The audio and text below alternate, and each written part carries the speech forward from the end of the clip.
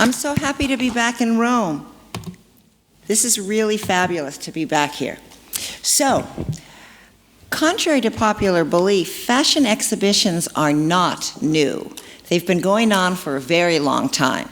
Here, for example, we see an image from the 1900 World Exhibition in Paris, which included both a historical section, such as here, looking back at fashions of 1867 and the Second Empire, as well as contemporary haute couture, as well as live demonstrations, like a kind of Disneyland, so they'd have people there embroidering and making lace.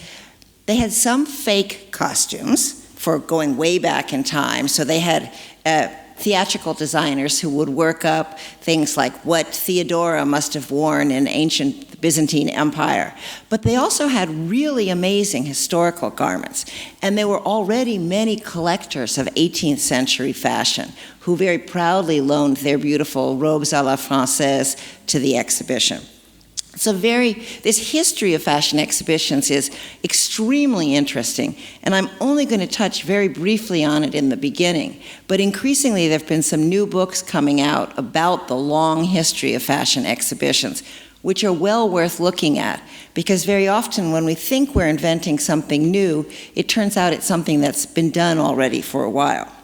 So, this goes on for quite a ways. In fact, the idea of a fashion museum actually goes back to the 18th century, when my ancestor, Sir Richard Steele, published a magazine which had a little article in which two British gentlemen talked about they should make a fashion museum, just like there were libraries and other art museums where everyone would bring in a little doll dressed in the fashions of their period, and then they would hire a bankrupt dandy, a beau, who could be the curator or the keeper of this museum because he had spent all of his money on fashion, so he knew about it, but now he needed a job.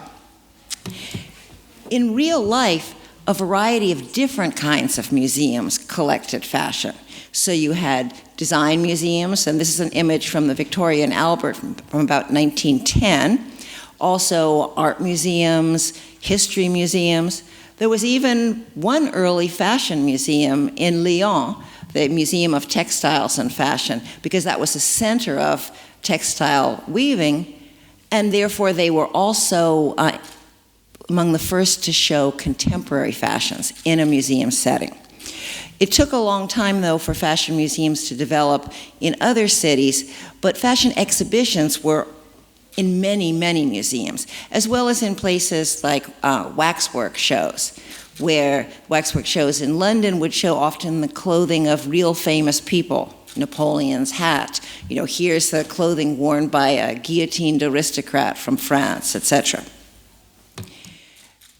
When I was young, the typical kind of fashion exhibition was a chronological display of middle or upper class women's dress. So this is from the Wadsworth Athenaeum, which is an art museum in Hartford, Connecticut, which happens to be where I first examined clothing in a fashion archive at a museum. When I was in graduate school at Yale, we had to do a paper for a class on interpreting material objects, and I went to look at Victorian dresses and Victorian corsets at this museum. Another way that fashion was typically displayed was in the context of a period room. So here, I think this is at Brighton. And this is a very typical kind of historic house exhibit, where you have the clothing of a particular period, often with wigs, and set in the setting with furniture and other objects that would give a sense of what life was like in a particular decade in the past. This has now become unfashionable, and yet it was recently brought back into fashion, for example, in the exhibition Dangerous Liaisons at the Costume Institute at the Metropolitan Museum, where the famous Reitzman rooms, beautiful 18th century period rooms, were then filled with 18th century dresses. But if you compare the images from when they'd last done that at the Metropolitan Museum in the 1960s, when they're very stiff mannequins, instead they had them lying on the ground as though they had fainted, they were in positions as though they were flirting. It was a very different use of period rooms. The beginning of a more modern kind of fashion exhibition occurred in the early 70s in two places. First, in London, when the famous fashion photographer Cecil Beaton was asked by the Victoria and Albert Museum to organize a fashion exhibition.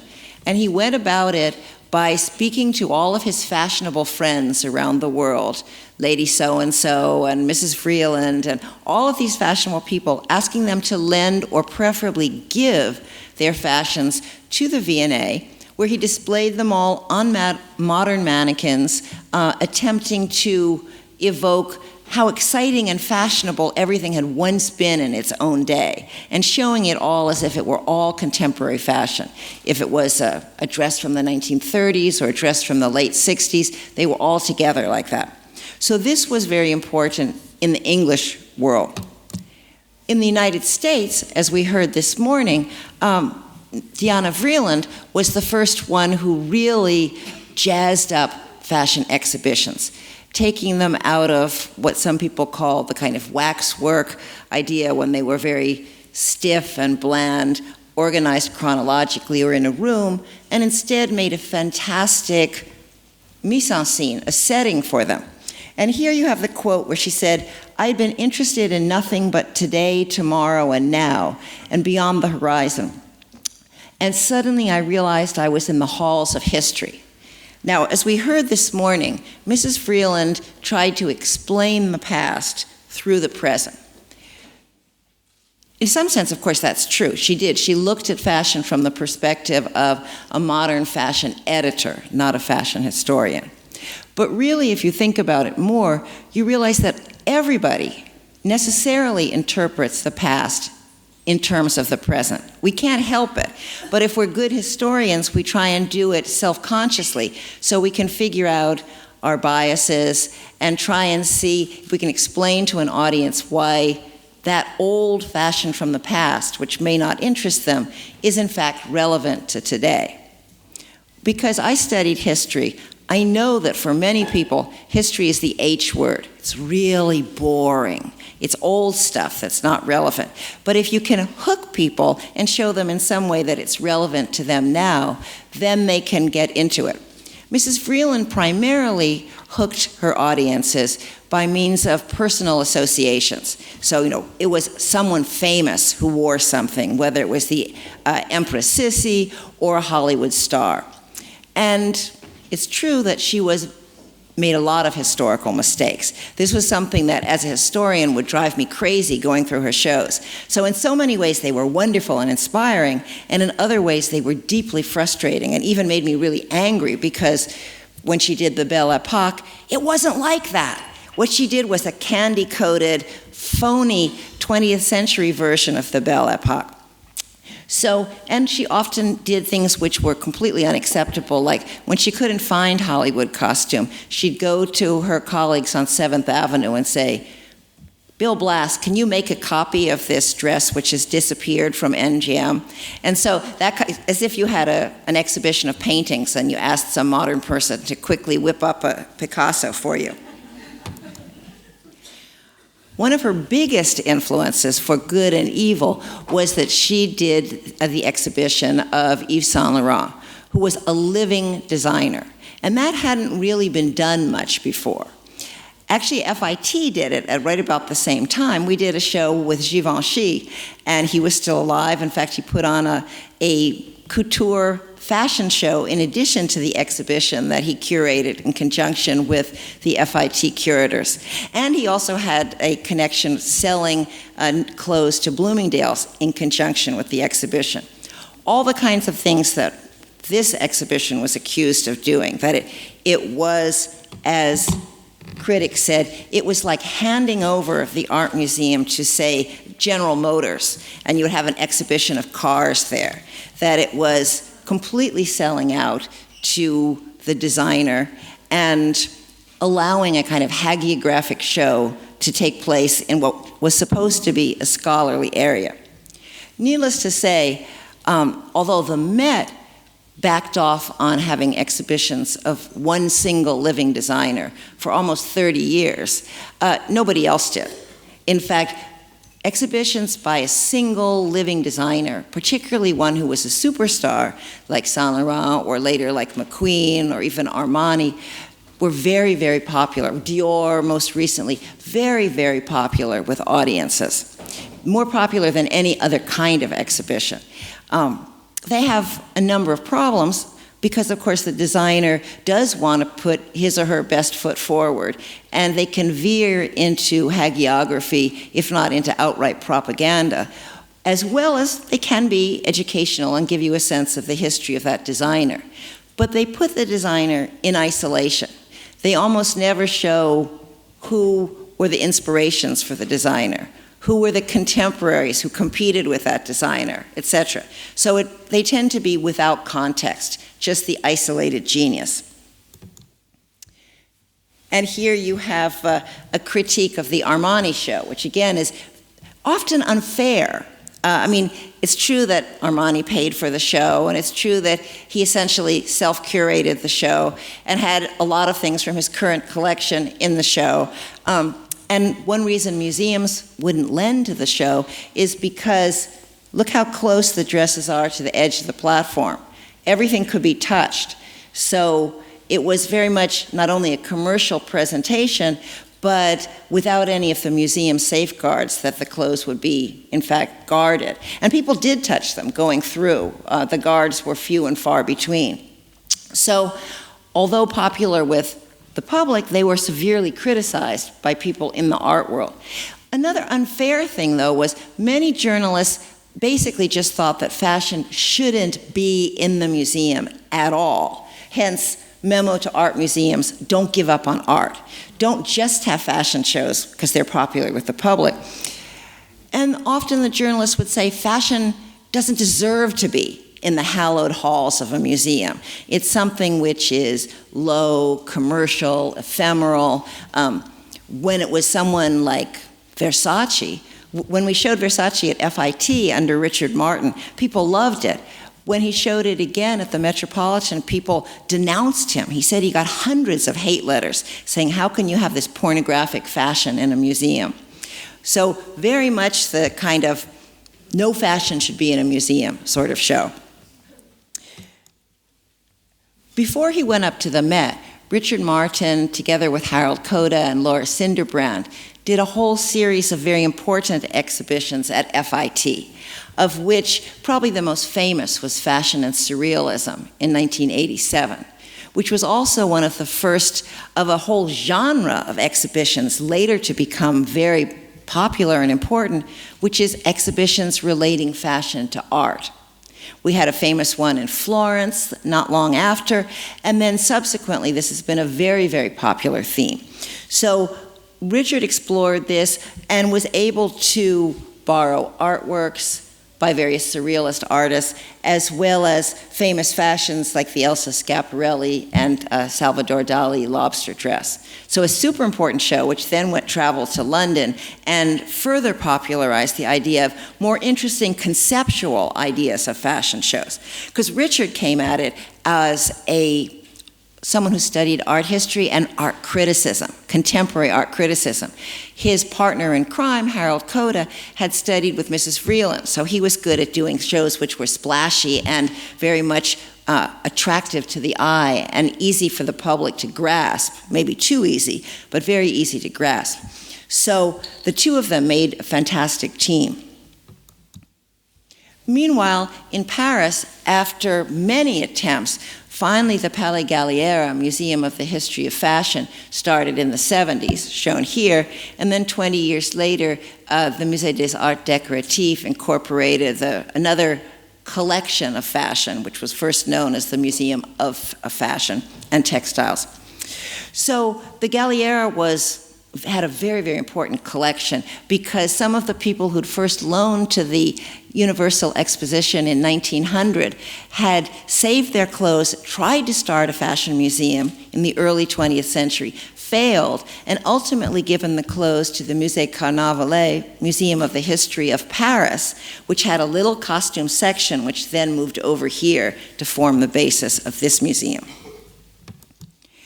Meanwhile, one of the next really exciting exhibitions happened at the V&A in the early 90s, which was street style from sidewalk to catwalk, one of the first of the subculture fashion shows, which showed real punk clothes as worn by real punks, real hippie clothes, etc., and then showed the high fashion styles which borrowed or stole from, culturally appropriated the various subculture styles.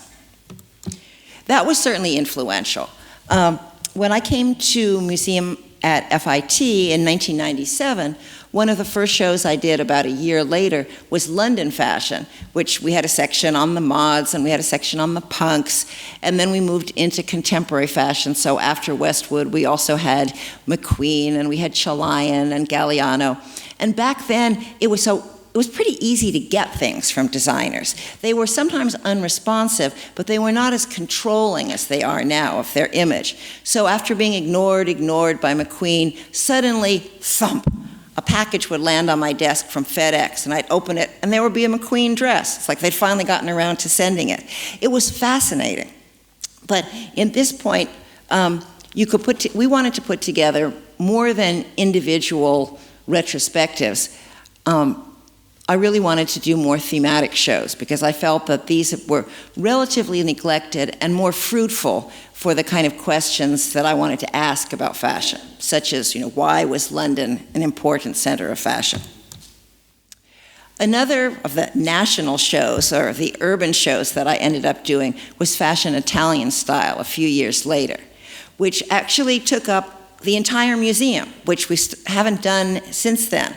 The downstairs room looked at fashion in Italy from about the 1940s to now, essentially grouped according to cities, so Roman fashion, fashion in Florence, fashion in Milan, etc.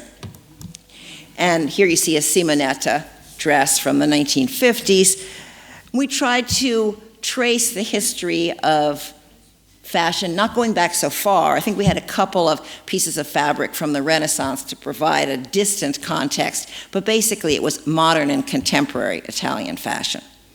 And I was fortunate enough to get a bundle of money from the Italian Trade Commission, so I was actually able to come over to Italy and hunt down fashions and try and borrow fashions from different designers and collectors in Italy, as well as from museums in the United States.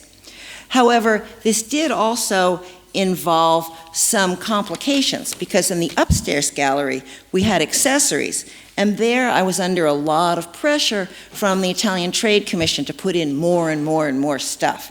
So psychologically, I forgot to put in a picture of the accessories section. I put in a section, we had another gallery of menswear here and textiles, but I forgot to put in the picture of the accessories because it was such a nightmare, because they kept calling me and harassing me and saying, we need more purses, more sunglasses, etc., more shoes. There's so many companies that are making these. And I succumbed to all of this relentless pressure. And then, of course, the journalists would look at it and they go, the downstairs room was lovely, but the upstairs looked so retail. It's like, no kidding, it looked retail. It was responding to these retail pressures.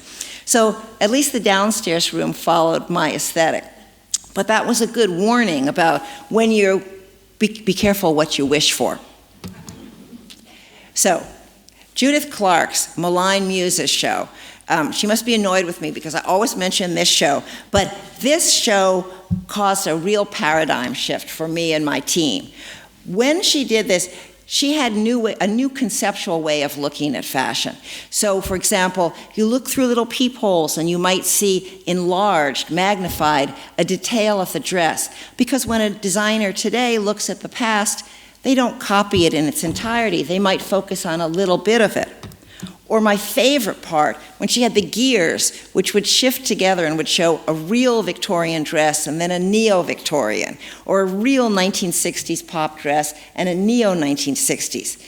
My conservator flatly refused to ever do anything like this because of moving the clothes. But this was so impressive. When I came home, I called a big staff meeting and said to my staff, new paradigm. We're definitely going to be looking much more at creating mise-en-scenes that force people to go further. Because people don't read the labels. You need to present things to them in a way that they can get some idea, even if they just look at the clothes. So we did this in a big way with Gothic, and I'll move quickly because I don't want to run over my time. But Gothic fashion is often inspired by Victorian mourning. So we would put these mourning dresses together, one worn back in the Victorian era, the other one also worn by a goth girl, because we got the goths involved, a la the V&A. There were so many goth kids coming to my office, bringing bags of clothes and stuffed ravens, that it got to the point where they'd arrive at the front desk and the guard would see another black-clad, pierced-dyed kid and would go, "She's on the 3rd floor." I wanted, though, to say that contrary to the V&A show about street style, I thought that fashion designers were not copying goth kids, but rather both the goths and the designers were inspired by a series of other things, whether it was Victorian mourning or vampire films. And so we have a film costume from Bram Stoker's Dracula, and then we have a Thierry Mugler in a coffin, which is just the way it was in the windows of Barney's when Simon Doonan did that. So I copied that from retail design. We had a set of black dresses. You don't have to read anything to realize in this, Gothic is about the color black. And there were funny stories involved with that. I mean, people saying, we're not goth designers. And then you say, what does Gothic mean to you? And they'd go, skulls. And I'd go, well, it's sort of, what do you do? And the designer would go, dark romanticism. And I'd say, well, that's what I'm calling it, Gothic dark glamour. And they'd go, okay, that's me. The whole idea of Gothic architecture, ruins, castles, cloisters. We set a McQueen and a Galliano for Dior within a ruined castle. I worked with Simon Costin, who had worked with McQueen on a lot of his shows. And I said, help me make a mise en scene which is like the psychology of madness set in stone, or in your case, in plasterboard. And so he came up with these oversized spaces that were disorienting and that isolated the characters in their own sort of mental illness. I told him I wanted a laboratory, and so he was inspired by horror films with these rubber walls. And of course I wanted a nightclub where goth kids could go. And so we set up like a bat cave, which had clothes worn by various generations of goth kids and gothic lolitas, etc. Cyber goths.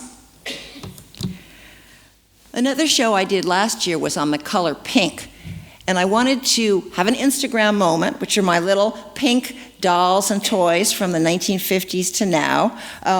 All of mine and my friends' little pink, up there you see Italian pink washer and dryer, on the bottom my own little pink sewing machine, etc., plus contemporary clothes and toys that are also in this pink thing. But I wanted to get beyond the stereotype of pink is for girls and blue is for boys. I'd explore why that was true, but to do a bigger world dip in it, inspired by Michel Pasteurow's wonderful books like Blue and Black. So we looked back at the origins of pink in the West as being a really fashionable color in the 18th century, but we also looked at pink around the world. So we looked at pink in East Asia, in Mexico, in Africa.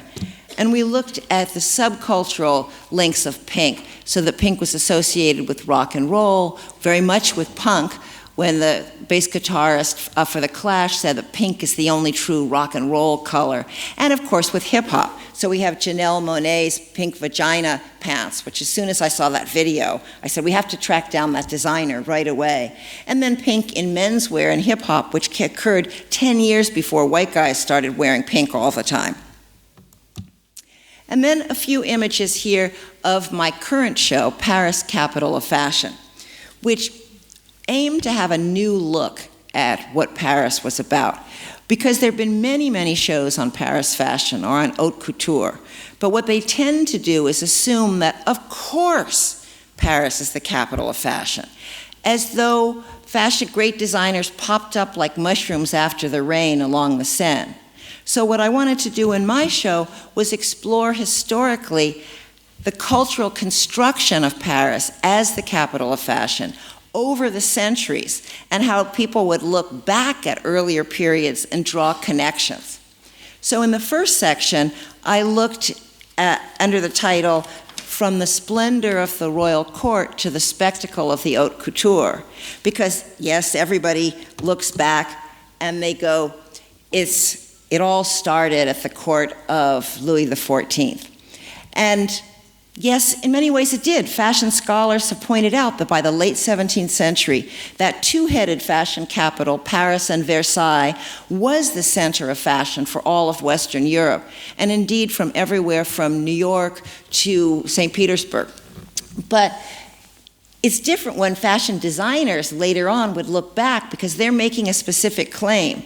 When Karl Lagerfeld did his Enchanted Island collection in 1987, he's saying, yes, this Enchanted Island, a spectacle performed at the court of Louis XIV, is the direct ancestor of the French haute couture today. So it's making a direct link when in fact it was a link which was broken by history, not least by the French Revolution, and then only gradually became picked up. It's only in the middle of the 19th century that French writers start saying, oh, by the way, French fashion began in the 17th century and it's been the capital of fashion ever since. So it was only later that that phrase became used. That was the novelty that I came up with when I had an intern look up for me in the database of the Bibliothèque Nationale the phrase capitale de la mode, and its sort of cognates also like city of fashion and cradle of fashion, to track exactly when Paris starts to be mentioned. For example, instead of France, because right until the late part of the 18th century, they all go, France. France is the center of fashion internationally, and fashion is born in France. And only later does the city itself, as it were, submerge the idea of the country and the court and take on the modern meaning.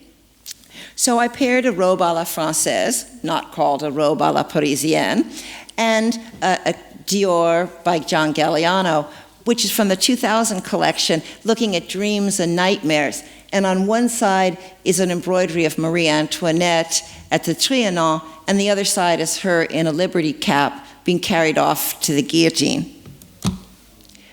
Here you see it on the runway.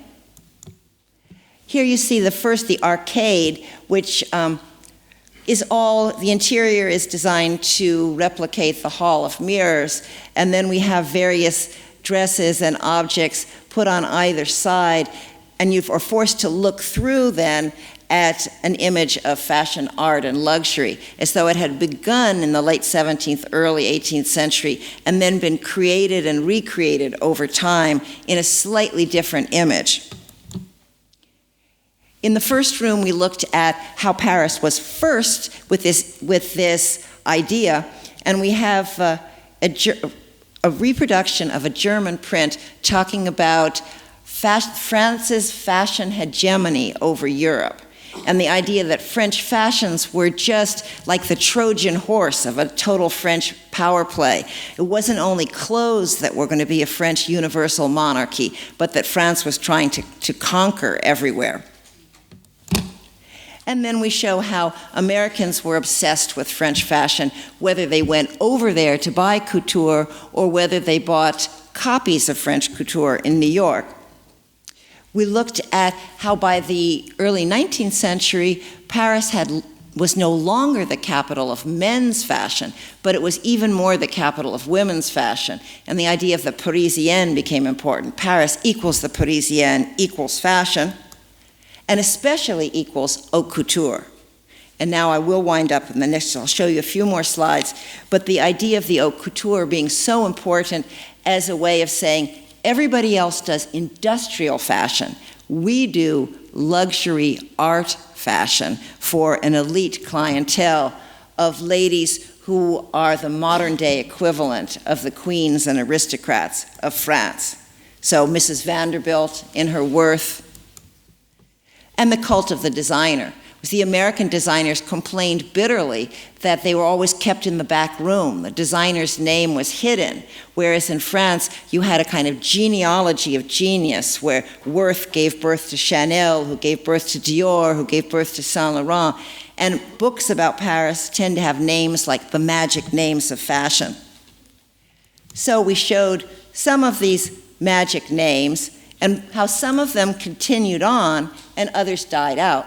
How Jacques Fath has not been able to be revived, but Jacques Fath was instrumental in having licensed copies in America, the various importance of accessories over the years. And in fact, milliners, even before Worth put his label inside dresses, the little 19th century milliners, of which this is not, of course, this is a modern for Dior, the little milliners in the 19th century put their labels in because they too thought of themselves as artists of fashion. And then how in recent years the French have made the extraordinary attempt to try and scratch back their leadership in menswear as well as women's wear. Having lost it more than 2.5 centuries ago, they're trying to get it back. So we looked at not only menswear inspired things for women, but also for men.